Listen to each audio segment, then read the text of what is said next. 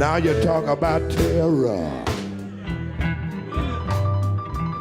I've been terrorized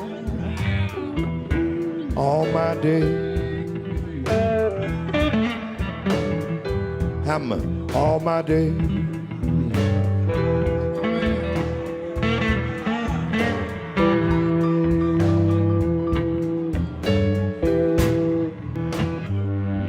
Hi, I'm Chris Hedges. Welcome to Days of Revolt.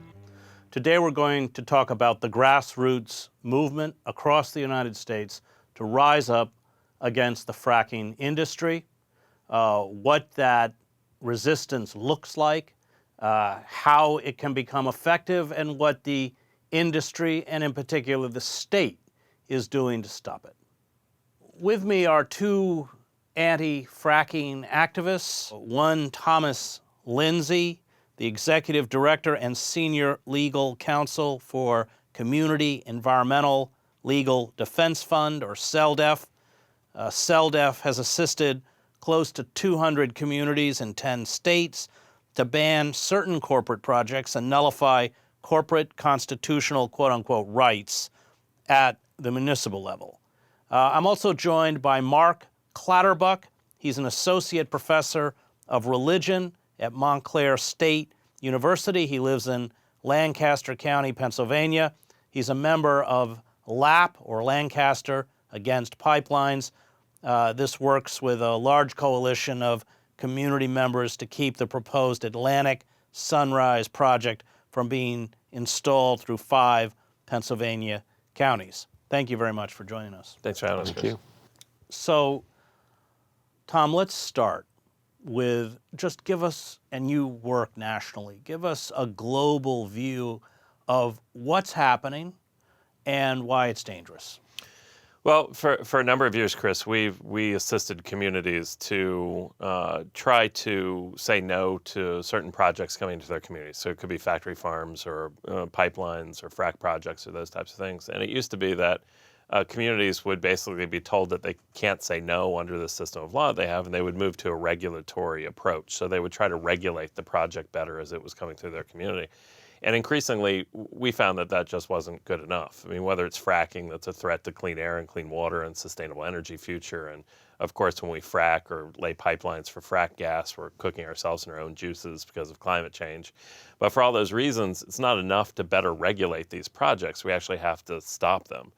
And unfortunately, in the United States, what relatively few people know is that if you live in a municipality, your own community, that your community is prohibited from banning certain types of projects under the law. And people generally ask us, well, why is that? Why can't we say no to a pipeline or no to a frack project coming through our community? And the answer is not really that complicated. It's that corporations have two types of power base. One is they can go to the legislature and get a law passed, like an oil and gas act at the state level, that preempts or nullifies our communities from saying no to these facilities coming in. Or corporations can use their corporate constitutional rights directly. So corporations in the United States have constitutional rights, and they can use those rights directly to sue municipalities who attempt to pass laws to ban projects. So it's almost like a myth in this country that we have the power to decide the fate of our own communities. We don't, and it's basically because of this collection of corporate law and power that's exercised against communities. So in the fracking arena, I think it's even worse than factory farms or toxic waste disposal or landfills or those types of things. Because with fracking, you're looking at these horrendous consequences, radioactive material coming up from the ground, huge amounts of water being used for these frack projects. Then you got to dispose of the wastewater, which the frack industry generally jams into these things called injection wells. And in fact, in one injection well in Pennsylvania, is slated to receive the equivalent of 8 seconds of Niagara Falls every year. So in terms of volume of this toxic wastewater, it's being injected into the ground. So all those harms, you would think that communities should have the power to say no to fracking operations or these pipelines coming in. And it turns out because of those combination of legal doctrines that have been concocted by the corporations that we don't. So the question is, what do communities do when they run up against that obstacle of law? And the answer is we've been pioneering and helping communities to actually say no in a way that sticks. So 200 communities across 10 states have adopted local laws that we refer to as community bills of rights. So essentially a community saying, hey, we have a right to clean air, we have a right to clean water, we have a right to a sustainable energy future, we even have a right to climate, which is starting to emerge at the local level. People saying we have a right to a safe, clean climate that's unaffected by fossil fuel emissions. So that's a right of ours. And then in these laws, they ban the activity that's actually violating those rights. Let's go back just how large is the industry? Give us a picture of, I mean, we have, 30 pipelines either in place or being built, I think just in the Northeast, but give us a picture of, because it's massive. Oh, it's immense. And it's not just fracking, of course, the energy industry. So shipping coal in the Northwest. You have the Powder River Basin where the coal is being extracted. You have the tar sands, the Keystone XL project that recently got... Which is coming down largely by train, isn't it now? Yes. I mean, banning the XL is largely symbolic. If I have this correct, it doesn't really disrupt. Yes, they're talking about barges now. They're talking about all these different kinds of projects. And at least in our opinion, the oil will eventually find the market. And most of it's being exported. Yes. There's the lifting of the export ban stuff that's being talked about now in different energy sectors. And so a lot of it is getting it from us. So you're running these pipelines, your trains, barges, through communities with toxic material. And the pipelines are very dangerous because of potential explosions, in addition, of course, to the leakage. And yet, these communities are not in any way benefiting from, largely. Yes. Right? And in some ways, even if they were, it's so negligible or incremental that they should still have the power to say no to them. The industry is immense. It's basically the accumulation of all of the power over the last 100 years of the energy corporations that have accumulated, and now in these trade associations. So we have the Colorado Oil and Gas Association.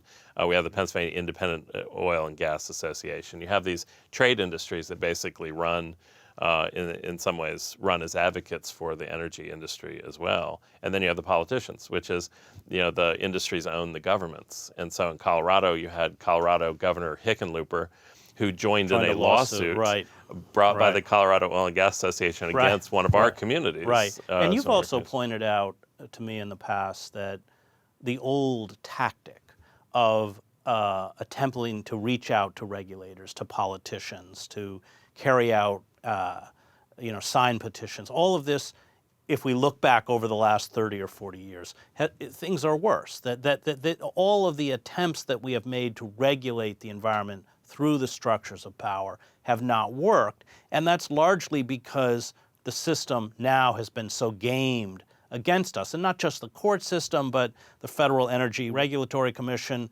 or FERC. I think it has 5 members, 4 of whom come straight out of the oil and gas industry. The 5th, of course, very sympathetic. They've approved every pipeline. They have to carry out the approval. They've approved every pipeline except for maybe one over the last decade that the system is used. We saw it in Denton, Texas, where a community rises up and then it goes to the Texas Senate and they ban the ban. We've seen in Ohio, Colorado, and other states where either legislative bodies or high courts have essentially overruled the democratic process at the local level, whereby people have attempted to protect their water, their air, and their land. Yeah, and so whether you come at it from the top, which is to say, is economic or environmental sustainability possible when we live in this system in which corporations actually make decisions and have more rights than the communities in which they operate, or come from the bottom in which you say, shouldn't communities have the democratic authority to make decisions about the future of their own communities? Whether you come from either of those levels, the answer to us is clear, that you will never have sustainability in a system that lacks local democracy. Because if people aren't making the decisions where they live, where the impacts are happening, and you have corporations and corporate boards making decisions 2,000 miles away, you're never going to have a chance at any kind of sustainability. That's a pipe dream at this point. But people also forget that the first regulatory agency was the Interstate Commerce Commission in the early 1900s, which was created to protect the railroad corporations from the people. And so it's an old history here that we have to deal with. I've heard you say that the problem's not fracking, the problem's democracy. Yes, the people think we have a fracking problem. It's not. It's a democracy problem. Is that it doesn't matter what we want at the local level. It doesn't matter that we don't want fracking or corporate factory farms or corporate water withdrawals. It doesn't matter because we're under a system of law that doesn't care what we want as a community. And part of our job, at least, is to actually bring majorities around that concept, to begin passing laws that challenge the basic structure of how the corporate Right, but state you is pass governed. the local laws, and we've seen this over and over in the states that I mentioned, where the superstructure essentially nullifies the law. And I know you're involved now in Spokane. I think they're bringing, was it shale oil down on railroad, through railroad cars? Yeah. And maybe you could speak a little bit about that as an example of what we have to do to regain control over our own destiny. It's almost an intelligent evolution of activism towards saying we want not to have a fight over parts per million of coal dust spilling into the river. We want to have a fight over whose rights are subordinate and whose rights are elevated over whose. And in these communities across the United States that have been doing this work, they're now joining into statewide organizations to run state constitutional amendments, to change their state constitutions, to allow communities or authorize communities to actually do this kind of work. And just recently, folks from those states who joined together came together at the national level to propose a federal constitutional amendment that would create a federally recognized right to local community self-government. So it's multi-layered, it's complex stuff, but we got to grapple with the basic structural stuff. It's not enough to say no, because no doesn't stick. We actually have to go after those doctrines to clear them out so that the work is actually easier a year down the road or 5 years down the road or 10 years down the road. And yet at the same time, we also have to engage in sustained act of civil disobedience, not, as you have pointed out, to make a statement, but to actually disrupt the process. And I know that's an issue you've confronted in Spokane. Maybe you can talk about it. I think when these local laws get passed, in some ways it legitimizes direct action, civil disobedience, so that people can say, we're not necessarily acting outside the law. This is our law. This is our Bill of Rights, and we're actually enforcing that Bill of Rights. And in places where a judge has overturned it or people can't get it passed because the corporate folks clamp down and spend $500,000 to beat a local initiative kind of thing, I think that still serves as a platform for people to do that civil disobedience. In Spokane, one of the options for folks now is these coal and oil trains coming through the city. You know how many are coming through, what the rate is? It's about 40 a day. Is it that many? Yep, 40 Wow. a day. And so folks are saying, well, if we can't use the legal process to actually, confront these actors, these corporations. Which you would argue they can't. You can't, but it would be nice to have a city council that would stand up and say, we're Right. going to take them on anyway. Right. But there's relatively few elected officials that are willing to stand up and actually say, we're going to drive and place a different kind of law and then get sued kind of thing. And so not just Spokane, but other places considering civil disobedience, not just to make a statement, like you said, of 4 or 5 people sitting on a track and then getting arrested, but actual hundreds or thousands of people who are doing the direct action to actually stop the project. Well, you've talked about it as a kind of military operation. Explain what it would look like. Well, I think it means thinking about civil disobedience differently than we've thought about it before. So it's not just to make a moral or ethical statement. It's actually aimed at stopping the project itself. And that means, I think, successive days.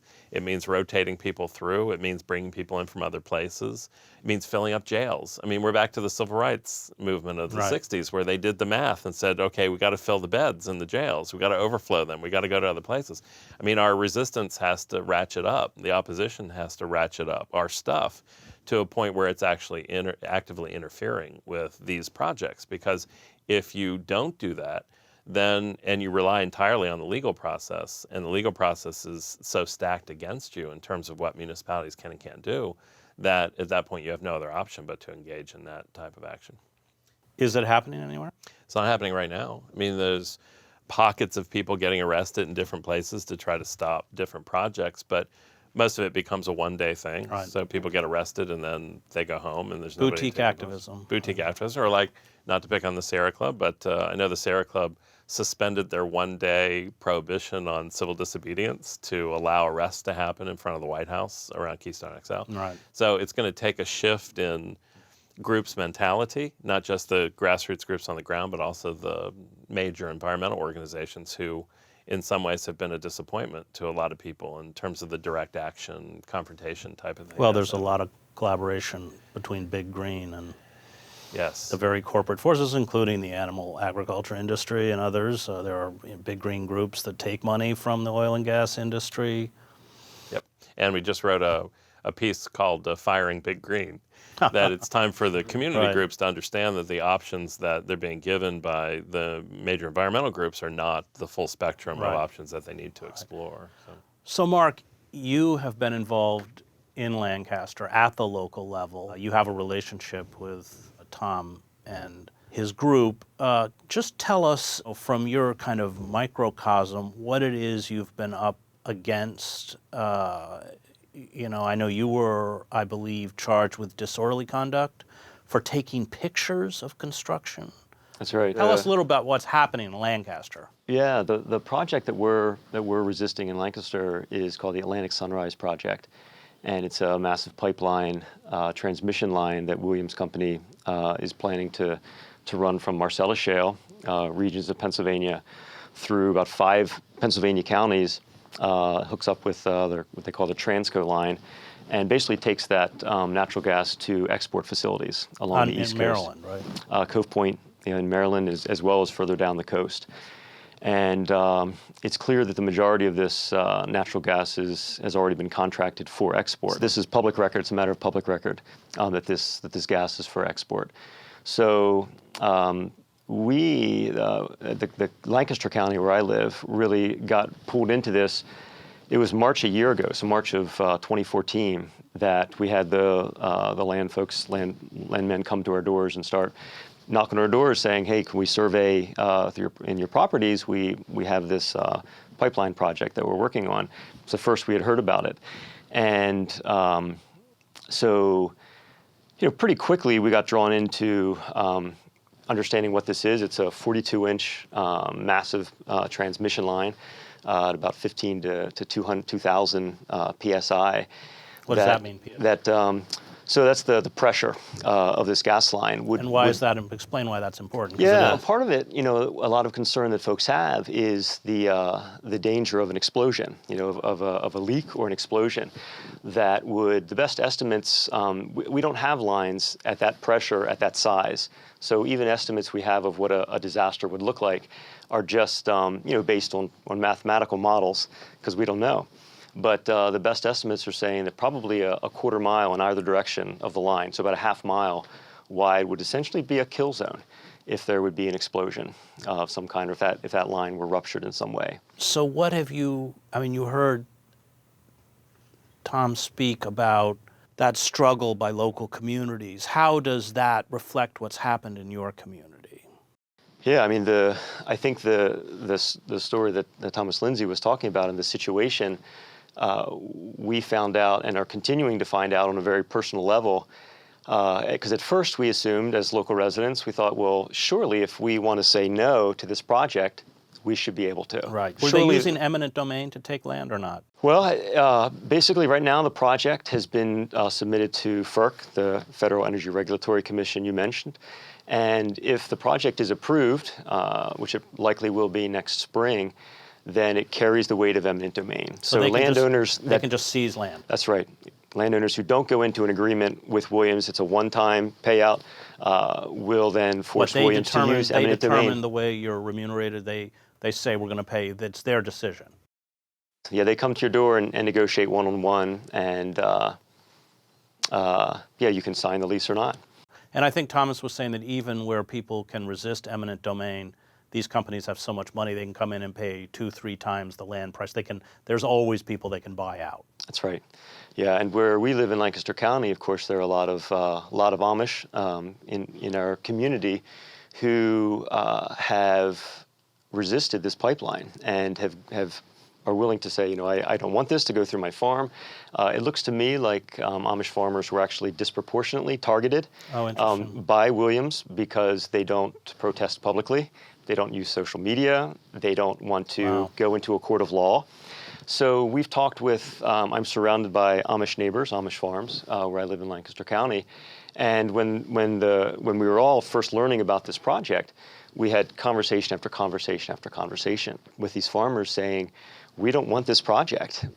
This is, a violation of our way of life, of disruption to what we're doing. We should just be clear for people who don't understand that the Amish will not use mechanized equipment. They don't have electricity, They don't do electricity, right? They don't have electricity, don't do vehicles, don't use the internet. Right, and are strictly a pacifist Right. group on religious grounds. And for them, that also means staying out of the public spotlight, and it also means not going to court, not fighting in court. So we know, I mean, numbers of our Amish neighbors who are opposed to the project, but had surveyors and landmen come up from the industry telling them, you don't have the right to resist. We can take your land. If you don't go into a lease with us, we'll take your land and you'll get nothing. and even though that's a lie, because by through eminent domain, they're required to compensate them. Oh, now, and you were arrested. Talk about your arrest. So yeah, well, the first time we've had a few run-ins with the laws. I mean, this is what we're finding out as Thomas was talking about. We realized that all of the things we thought, all the mechanisms that we thought would protect us from a project like this, in fact, don't. So we thought land that's in Lancaster County Conservancy, or preserved farms, or land that's designated state Native American archaeological sites. Surely they can't, those lands are protected, and we found out none of them, in fact, are. So there was a site called Conestoga Indian Town, which is just a few miles from where I live in Lancaster County. That's one of the most significant Native American archaeological sites. It was a piece of property that William Penn had designated to the Conestoga Indians in the early 1700s. And a lot of burial sites have been discovered in this plot of land. And there's one feature called Chief's Hill that is especially sacred and recognized as a sacred site to Native communities. So the pipeline, one of the routes that was proposed would come right through Chief's Hill, just tear right through the Chief's Hill. So a number of us in the community were trying to protect that land. And there was some soil sample drilling that Williams had contracted out ahead of the pipeline construction in Conestoga Indian Town. And they were doing the drill sample testing, and this was willful, almost on top of the shovel test that had just turned up archaeological artifacts in this plot of land. So those of us in the local community kept going to them saying, as a community, we're telling you, you cannot disrupt this. This is sacred to the community. And they basically said, we have the laws on our side. What you want doesn't matter. So there were about 40 of us. This was back in January, a cold 20-degree day. About 40 folks from the community, kids, parents, grandparents, farmers, school teachers, just came up and surrounded the drill rig and said, we as a community are telling you, we're saying no. And so there were 8 of us that were arrested that day, including a chief of the Northern Arawak Nation. That a woman who had delivered, I think, 1,200 babies in Lancaster County was arrested that day. And so we've had a number of run-ins. And you were arrested, we'll close with this, but you were arrested with taking pictures. Was that right? Yeah, for just taking pictures. That's correct. A few weeks ago, there's a separate project by Williams, pipeline project, that has gotten approval in our county. It's a 10-mile stretch of pipeline that goes through 30 preserved farms. And the construction began just a couple weeks ago. And there were about 6 of us from the community that went down to see firsthand how disruptive this project is. And they were clear-cutting woods. They were crossing an exceptional value. Even though the pipeline hasn't been approved, waterway. They're already? This was a separate 10-mile stretch of the pipeline that did just receive approval. I see. Okay. So they began construction on that. So part of what we wanted to do was to basically document the degree of disruption that this project would cause. And so that the rest of us in Lancaster are better aware of what it would look like if this other project's approved. So we went down and we were taking pictures of the bulldozers, of them tearing through this beautiful scenic riverway, one of the treasures of our county, really, Fishing Creek. And the moment we showed up, we were walking up and down the road taking pictures, this little backcountry road. Within minutes, the state police pull up and basically to tell us, find out what we're doing. They realized we weren't doing anything, so they left. We left. One of the things that I wanted to do was take pictures of the license plates of all of the work trucks on the site, because one of the ways that Williams has tried to ingratiate themselves to Lancaster County is to say we're going to provide all these jobs for local Pennsylvania workers. There were about 12 work trucks on the site that day, and every single one was Texas, Right. Tennessee, and Right. out of state. So I video recorded a minute video recording of these license plates. We all went home. I had my 2 kids were with me, my wife, a couple friends.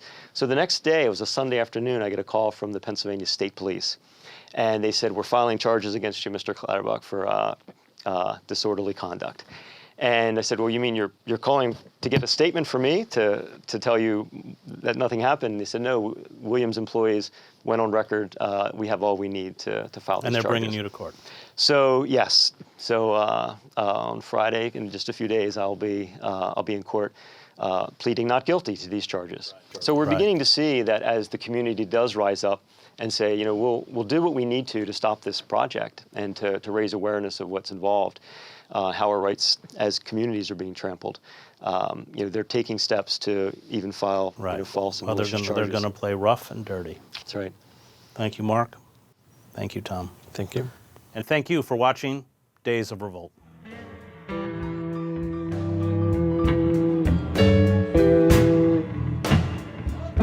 Had to eat out the watermelon patch. And you know they put me in a shack